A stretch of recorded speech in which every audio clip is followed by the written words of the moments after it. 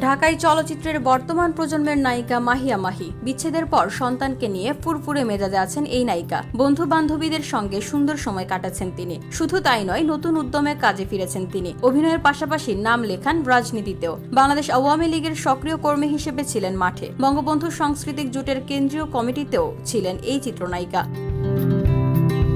শুধু তাই নয়, একাদশ জাতীয় সংসদের উপনির্বাচনে আওয়ামী লীগের মনোনয়ন কিনেছিলেন মাহি, কিন্তু দলীয় প্রতীক না পাওয়ায় নির্বাচন থেকে সরে দাঁড়ান। পরে দ্বাদশ সংসদ নির্বাচনে রাজশাহী 1 আসন থেকে আবারও আওয়ামী লীগের দলীয় মনোনয়ন ফর্ম কিনেন তিনি। তবে প্রতীক না পাওয়ায় স্বতন্ত্র প্রার্থী হিসেবে নির্বাচনে অংশ নেন এই অভিনেত্রী। সেই সময় নির্বাচনী প্রচারণার একটি ভিডিও ক্লিপ এখন নেট দুনিয়ায় ভাইরাল। 30 সেকেন্ডের ভিডিওতে দেখা যায় মঞ্চে বিএনপির বিরুদ্ধে কবিতা পড়ে শোনাচ্ছেন Mahiya Mahi.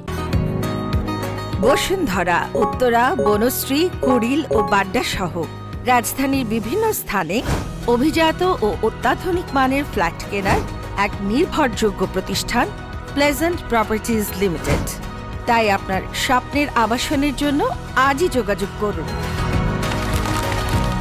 Pleasant properties limited, where destiny matches eventually.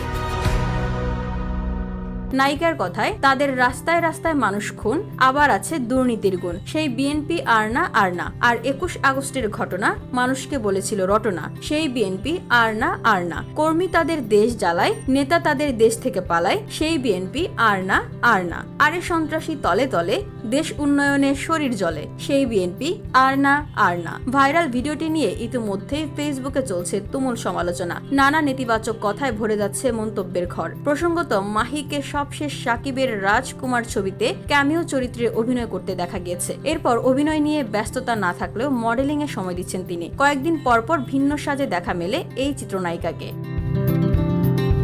VOD Bangla news desk.